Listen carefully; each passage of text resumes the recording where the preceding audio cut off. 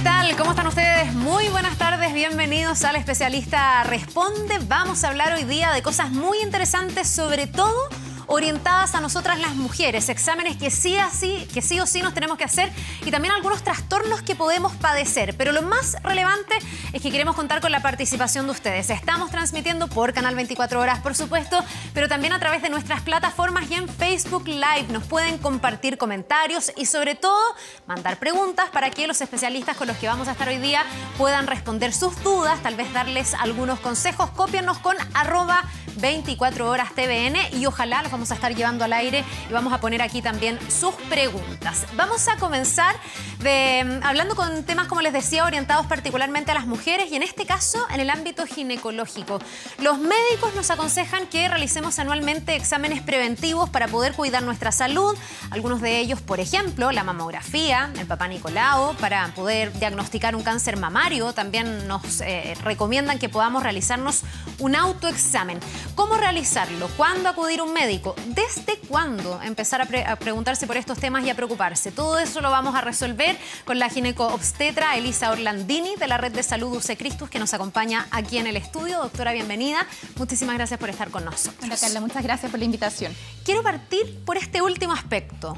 ¿Cuándo? ¿Cuál es como la edad resorte en la que las mujeres deberíamos empezar a decir, tengo que empezar con mis chequeos preventivos? Ya hay enfermedades que me pueden estar acechando, como un cáncer cervicouterino, como un cáncer mamario, que es la principal causa de muerte, en este caso de las mujeres también, por cáncer. Exactamente. Bueno, en Chile se dividen en dos principalmente los cánceres ginecológicos que son prevenibles. Uno es el cáncer de mama, que como tú muy bien dijiste, es el cáncer que causa una mayor mortalidad en nuestras mujeres y el primer cáncer en incidencia.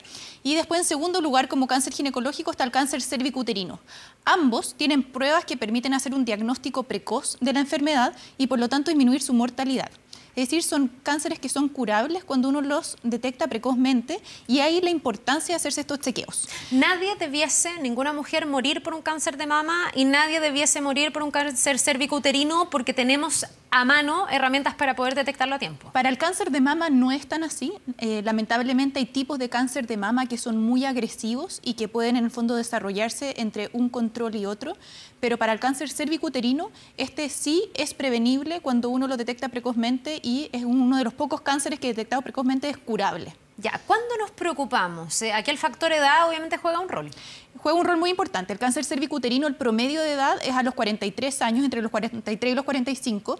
Y es por eso que las mujeres deben empezar a hacerse un screening, o en el fondo hacerte este tamizaje, ya sea con Papá Nicolau o con TSV-PH, a partir de los 21 años. Ya, vamos a poner también unas gráficas que van a ir acompañando nuestra conversación, porque obviamente estos exámenes son relevantes. Aquí tenemos como el aparato reductor, que es donde, reproductor digo, donde nos estamos fijando, por ejemplo, con el Papá Nicolau. ¿Cada cuánto tiempo, a partir de qué edad y qué es lo que puede pesquisar el Papá Nicolau? De acuerdo. El Papá Nicolau es un examen que se hace en posición ginecológica, en el cual se toma una muestra de las células que están en la superficie del cuello. Entonces, este es el cuello uterino, esta es la vagina, y aquí es donde se pone el espéculo y la muestra se toma ahí de la parte superficial del cuello. El Papá Nicolau es un examen citológico, es decir, que ve las células que están en la superficie del cuello y permite analizar si es que hay alguna anormalidad. Ya, tomando parte de esa muestra se manda al laboratorio y es ahí que con un análisis se puede detectar qué. Un patólogo mira estas células en el microscopio y es capaz de decir, aquí hay unas alteraciones en la célula, esto no es normal, y la gran mayoría de las veces es capaz de detectar lesiones precancerosas. Es decir, antes que se desarrolle el cáncer. Eso te iba a preguntar, en el fondo, si esto se hace regularmente, voy a poder detectar la enfermedad antes de tener síntomas, antes de que esa enfermedad se empiece a desarrollar. ¿Es lento el cáncer cervicouterino, por ejemplo? Por lo tanto, si llegamos temprano, ¿tenemos esa oportunidad de no terminar en un desenlace fatal? Exactamente. La historia natural del cáncer cervicouterino es lenta y progresiva y pasa por distintas etapas. Entonces, la primera etapa es la de infección por virus papiloma y esta se produce en las etapas menor a 20 años, en general entre los 15 y los 25 años, cuando uno más se contagia de virus papiloma, es una enfermedad de transmisión sexual. Pero desde que uno se contagia por virus papiloma, si bien la gran mayoría de las infecciones son transitorias, hay un porcentaje de la población que persiste con esta infección y pasa por distintas etapas, por lesiones precancerosas y después cáncer. Ya, pero doctora, usted está hablando del virus del papiloma humano que tiene su propio test, ¿o no? ¿O también a partir de esto es que el análisis en el laboratorio es distinto y referido particularmente al papiloma humano? También tenemos gráfica de eso. Qué bueno que lo mencionas, porque hoy en día existen dos tipos de exámenes para prevenir el cáncer cervicuterino.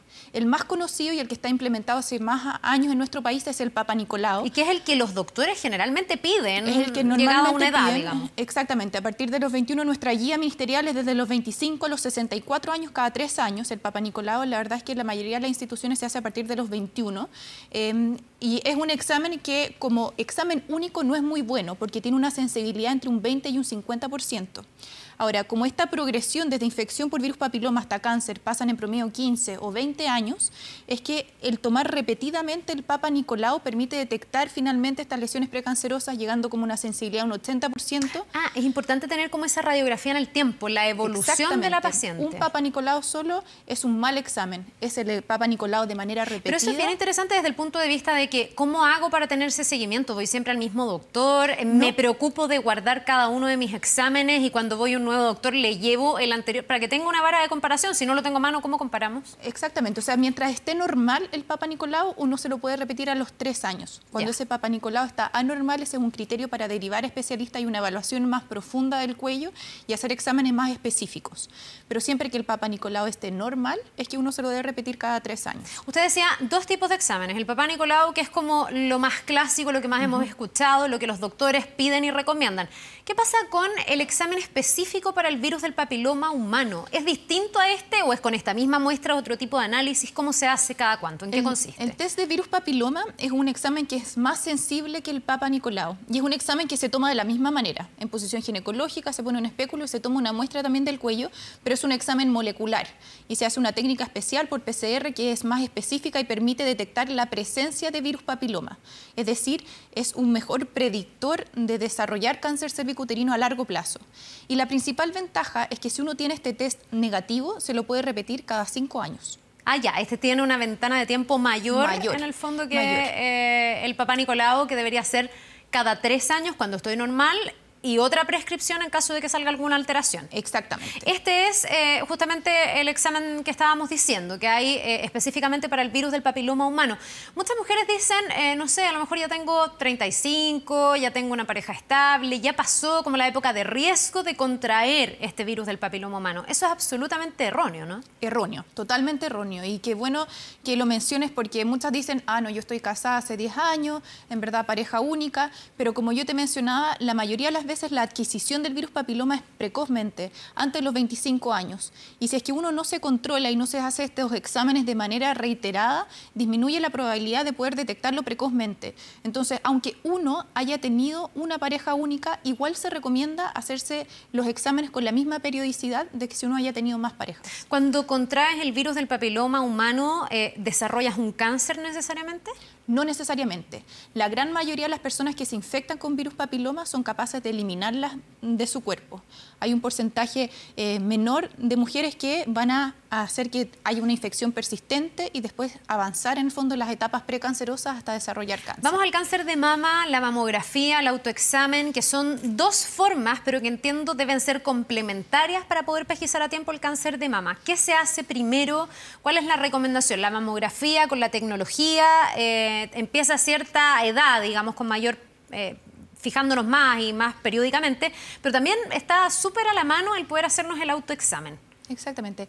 El autoexamen de mama o examen clínico de mamas, que es hecho también de manera clínica por un médico, permite crear conciencia y ese es su principal valor.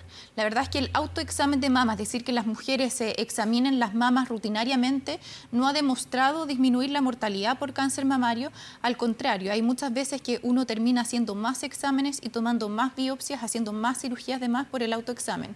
Ahora, la principal ventaja es esta, es que uno está consciente, sabe en el fondo que se tiene que examinar las mamas y es algo que crea conciencia como a nivel como poblacional. Pero la verdad es que no está recomendado hacérselo de manera rutinaria. Aquí estamos viendo como un esquema, digamos, de cómo más o menos debiésemos hacer el examen.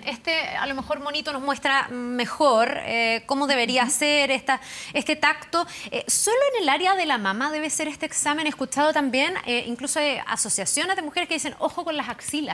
Exactamente. hay como otros ganglios cerca de las mamas que también podrían estar indicando algún tipo de problema. Lo que pasa es que el cáncer primario de mama, el tumor principalmente se forma en la mama y el primer lugar donde se va, donde da metástasis, son hacia los ganglios axilares. Es por eso donde también hay un porcentaje de mujeres donde, si bien no son capaces de detectarse o tocarse un nódulo mamario, sí son capaces de tocarse esta metástasis axilar. Pero hay que tener mucho cuidado con el autoexamen porque hay muchos cambios que son normales en la mama. Las mujeres en edad fértiles tienen glándulas que son un poco más fibrosas, que al final cambian durante el ciclo menstrual. Podrías tener un nódulo que no necesariamente es algo maligno. Exactamente. Pero claro, obviamente que las mujeres se asustan. Cuando tú palpas un nódulo, en caso de que sí haya un cáncer, ¿estás llegando tarde o es una forma temprana? A través del autoexamen, ¿vamos a llegar al síntoma manifiesto en una etapa ya avanzada o vamos a llegar a tiempo para poder atajarlo? ¿O depende del cáncer? Depende del tipo de cáncer. La verdad es que el autoexamen no ha demostrado detectar precozmente el cáncer de mama. Y es por eso que nuestra gran herramienta para la detección precoz es la mamografía. Vamos a la mamografía, que tiene que ver también con toda esta tecnología que se aplica y las imágenes, en el fondo, que se pueden captar desde la mama. ¿Qué es lo que puede reflejar una mamografía y cada cuánto tiempo deben ser las mujeres someterse a una? La mamografía es un examen hecho por rayos X y se obtienen imágenes de ambas mamas en dos tipos de proyecciones y eso nos permite evaluar algunas alteraciones y algunas calcificaciones que puedan ser sospechosas de un cáncer inicial de mama. La periodicidad recomendada y a la edad de inicio que se recomienda en la mayoría de las clínicas, de las guías clínicas internacionales como nacionales, a partir de los 50 años. Y es a partir de los 50 años cada 2 años. Esa es la periodicidad mínima recomendada. Tengo ahí siempre una duda con el tema de los rayos X. Lo he escuchado ligado al tema de la tiroides, por ejemplo. ¿Tiene alguna incidencia? Cuando yo me voy a hacer una mamografía, ¿tengo que tener algún cuidado, pedirle al tecnólogo médico, no sé, que me ponga un protector, algo? ¿Puede ser nocivo en otro sentido el examen? Es bien cuestionable. La verdad es que la cantidad de radiación expuesta con una mamografía es mínima. Y en ese sentido, si es que uno se lo hace con una periodicidad cada 2 años, a partir de los 50 años, no hay riesgos asociados de otro cáncer asociado a radiación. Por lo tanto, no es necesario proteger la tiroides ni nada. Pero sí hay que tener cuidado con la periodicidad que uno se hace y con el tiempo, en el fondo, que uno se está haciendo el examen. Ahora, doctora, usted habla de mamografías cada 2 años y yo entiendo que el sistema de salud chileno lo contempla cada 3. O sea, ahí hay como un desafío en materia de cobertura y de la periodicidad de las mamografías. Debiese ser más cortito el tiempo entre una y otra. Exactamente, debería ser cada 2 años. Lamentablemente, en Chile se toman estrategias que son costo efectivas, que no necesariamente están basadas en la mejor evidencia disponible y tiene que ver con poder llegar a la mayor cantidad de población posible. Y es por eso que en Chile se recomienda hacer mamografía y está cubierta por el auge hacer mamografía entre los 50 y los 56 años cada 3 años. ¿Y después de los 56? Hay que seguírselas haciendo. O sea, no hay ni un momento en la vida que uno diga, no, mira, ya después del climaterio o después de cierto paso de una edad, yo ya estoy a salvo. Muchas ya dicen hasta los 70, otras a los 75. Hoy en día sabemos que la edad no es un marcador exacto de tiempo. Las mujeres vivimos muchos años.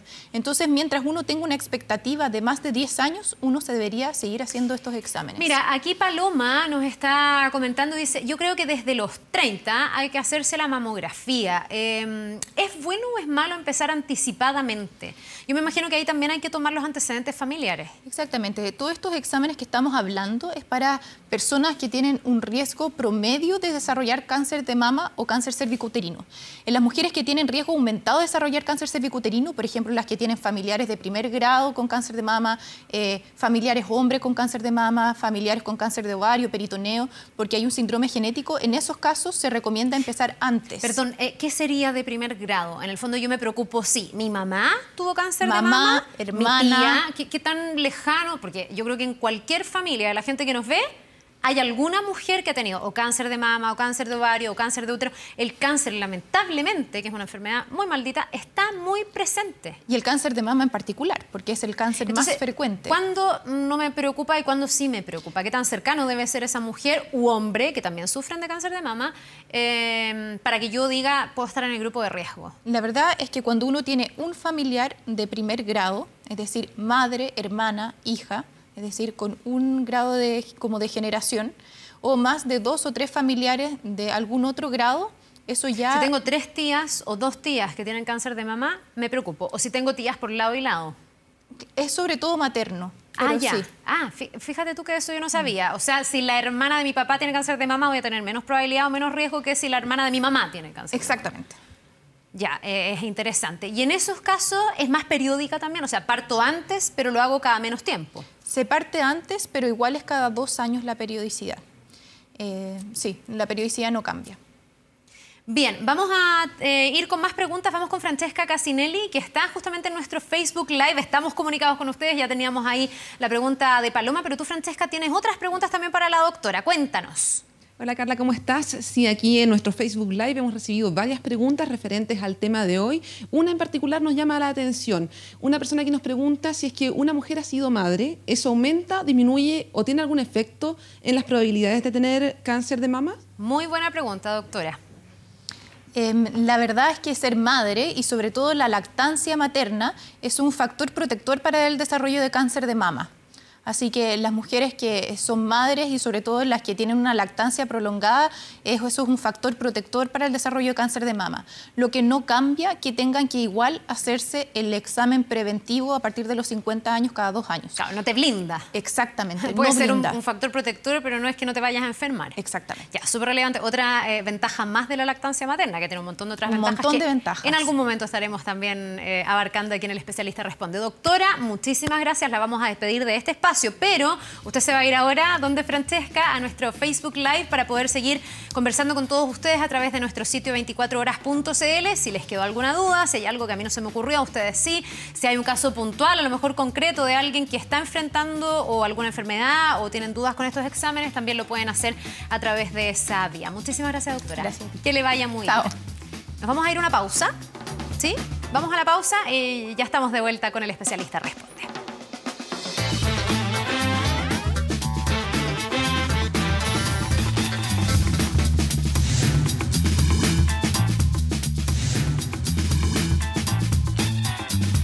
Bien, pues seguimos con El Especialista Responde, dedicado a temas sobre todo que nos afectan a las mujeres, y queremos que ustedes sigan participando también. Envíennos sus preguntas con @24Horas_TVN. Ahí vamos a tratar de llevar esas preguntas para nuestros especialistas. Ya estamos a mitad de marzo, vuela el tiempo y son muchas las actividades que tenemos que desarrollar, las que a la larga generan agotamiento, obviamente, y nos pueden llevar también a tener estrés, a tener trastornos como la depresión o la ansiedad. ¿Cómo saber cuándo tenemos una patología psicológica? ¿Hay alguna forma de prevenir estos cuadros? Queremos hablar al respecto. Estamos para eso en contacto con Pilar Bustamante, psicóloga de la Clínica Santa María. ¿Cómo estás, Pilar? Muchísimas gracias por este contacto y por estar con nosotros aquí en El Especialista Responde. Hola Carla, buenas tardes. Respecto... Es que quiero partir de inmediato preguntando algo. Las mujeres somos todas diversas, obvio, pero tendemos a estar gobernadas por las hormonas muchas veces. Y no es raro que nos levantemos un día contentas, al otro día no tanto, que un día nos sintamos lindas y al otro día ya nos sintamos tan lindas. ¿Cómo nos damos cuenta que estamos frente a un problema mayor y no a cambios de ánimo que pueden ser habituales e incluso hormonales? Bueno, ¿cuál sería el criterio para determinar qué es una patología o no? Es cuando justamente nos afecta nuestra capacidad de adaptarnos a nuestra vida cotidiana, interfiere en nuestras actividades diarias y nos produce un malestar, una disfuncionalidad. Pero como tú dices, el a veces vivir de modo intenso, hay mujeres que son más expresivas, más demostrativas, más sensibles, no necesariamente una patología, como muchas veces se tiende un poco a psiquiatrizar el hecho de que las mujeres podamos ser más emocionales. Pero hay que consultar cuando sentimos que eso nos está afectando en nuestra capacidad de desempeñarnos laboralmente o en los distintos roles que realizamos día a día. Yo me imagino que es bien importante conocer ese límite, porque si hay otra cosa que también puede caracterizar a muchas mujeres es que somos súper aguantadoras y que a veces también, por seguir adelante, por los hijos, porque la casa tiene que funcionar, porque tenemos que cumplir con distintos roles, le damos nomás y no escuchamos esas alertas. ¿Qué cosas nos podrían llegar a pasar? ¿Qué trastorno un poco más grave, más acabado, si es que no atendemos a esas como primeras señales? Tienes toda la razón de que especialmente la mujer estamos sometidas a veces a muchos roles o a triples funciones, el hecho de desarrollarnos profesionalmente, ser mamá, ser buena dueña de casa o hacernos cargo de nuestros propios padres, y es por eso que también tenemos que preocuparnos de nosotras mismas, de nuestro cuerpo, de que tengamos espacio de descanso, de distracción, aprender a delegar, no creer que somos la superwoman, que nos tenemos que echar todo al hombro y seguir adelante nomás. Tenemos que dedicarnos tiempo a nosotras, a aprender a relajarnos, a aprender a disfrutar, a compartir con amigas. ¿Qué es lo que nos relaja? ¿Qué es lo que nos hace feliz? ¿Qué es lo que nos tiene contenta? ¿Cómo distinguimos, por ejemplo, esta baja en el estado de ánimo, el estrés de la vida cotidiana, con una depresión? ¿Cuándo una depresión se empieza a asomar? Bueno, la depresión es cuando no tienes ganas de nada, ni siquiera a veces de levantarte, cuando inclusive descuidas tus hábitos de higiene, ya no te arreglas tanto, no tienes el ánimo para hacer las cosas. Las personas que sufren depresión y no la habían sufrido antes, que muchas veces dicen, no, yo nunca tengo depresión y sigo adelante nomás, cuando la han vivido dicen, oh, toqué fondo, realmente angustia, llanto, pena y sobre todo esta sensación que es muy terrible de que no vale la pena vivir. Aunque tengas hijos, aunque tengas un trabajo formidable, empiezan a tener también pensamientos suicidas encubiertos, es decir, ¿y qué pasaría si ahora chocara? ¿Y si tengo un accidente? ¿A quién le importa? Va con baja autoestima, desvalorización de sí misma, y sentimientos depresivos importantes. Por eso, como tú dices, hay que tener autocuidado y estar como una actitud preventiva. También tenemos que tener alerta a nuestro cuerpo, porque nuestro cuerpo nos manda señales desde que podemos tener caspa o colon irritable o vitiligo. Bruxismo. Hay bruxismo, tenemos muchas señales, úlcera, cierta sensación de ahogo, que de hecho uno de los trastornos más importantes que está por lo que consultan ahora son las crisis de pánico.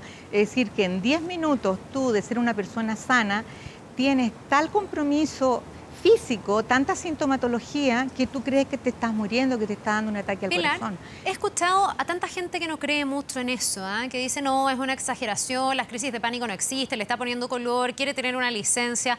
¿Qué tan grave puede ser una crisis de pánico? ¿Por qué se puede llegar a ese extremo? ¿Y cómo yo me doy cuenta que la estoy teniendo? Porque ahí sí que tengo que pedir ayuda. Me imagino que no solo un especialista, también al entorno. O sea, de hecho, las crisis de pánico generalmente se diagnostican en los servicios de urgencia de los hospitales o de las clínicas. La persona concurre, hombre o mujer, porque cree que en ese momento está teniendo un ataque al corazón, en ese momento está perdiendo el control, una sensación de desmayo. Y grande es la sorpresa cuando le hacen el electrocardiograma, le hacen todo el chequeo y lo encuentran normal. Le ponen una pastillita debajo de la lengua, lo mandan a su casa y al psiquiatra. Entonces sí que hay un antecedente concreto de que tiene un componente fisiológico, en este caso psicofisiológico, importante. Pilar, ¿eso es distinto a un trastorno obsesivo-compulsivo, a un estrés postraumático o a una fobia, que son también manifestaciones que ponen en alerta como la salud mental, sobre todo a las mujeres, porque estos son temas que afectan más a las mujeres, efectivamente? Son distintas, pero todos forman parte de los trastornos de ansiedad, que en el fondo es un miedo, una sensación de no tener defensa y de sensación de no tener el control de lo que te está pasando. Cuando es crisis de pánico es muy rápida, en pocos minutos tienes toda esta manifestación somática y lo que viene después es el temor a que te pueda volver a venir y que te pueda volver a venir que estés manejando un vehículo o que estés en medio de una aglomeración o que estés, no sé, pasando un puente en tu vehículo. Y entonces después se suma con el temor a que te vuelva a dar de nuevo. Ya, sí o sí pedir ayuda, Pilar. Hay que pedir ayuda porque las personas no quieren salir de su casa, tienen temor a que las persigan, si tú te desmayas, a que te roben, etc. Las fobias es una sensación de miedo a algo más específico, puede ser a algún animal, a fobia que ocurra alguna catástrofe, pero también está relacionado con esta sensación de indefensión, de que te puede pasar algo y tú no vas a tener el control. Entonces se magnifican las amenazas. el organismo, la persona está muy alerta, como mirando todo, atenta a los movimientos de la tierra, si es que tiene miedo a los temblores o que vaya a aparecer un perro. Entonces su cuerpo trabaja full y por supuesto que produce un desgaste, alteración del sueño, del apetito. Ahora el estrés postraumático es a propósito de un trauma, de una situación que ha vivido. Específicamente las mujeres, el mayor estrés postraumático es cuando han sufrido una violación y de ahí queda un temor.